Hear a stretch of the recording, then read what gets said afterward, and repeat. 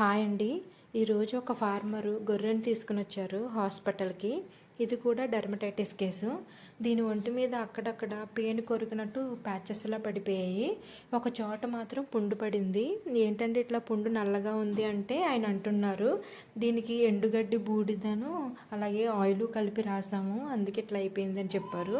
అలా పుండుకి మట్టి కానీ ఇట్లా బూడిద పూస్తే ఎట్లా ఇంకా ఇన్ఫెక్షన్ అయిపోద్ది కదా అని చెప్తే సరే అన్నారు.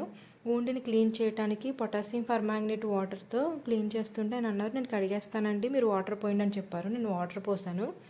ఆయన శుభ్రంగా కడిగేశారు. ఆ వూండ్కి పట్టుకున్న మట్టిని అలాగే బూడిదని అన్నిటిని తీసి నీట్గా చేస్తారు. తర్వాత వూండ్ చూస్తే ఇట్లా ఉంది.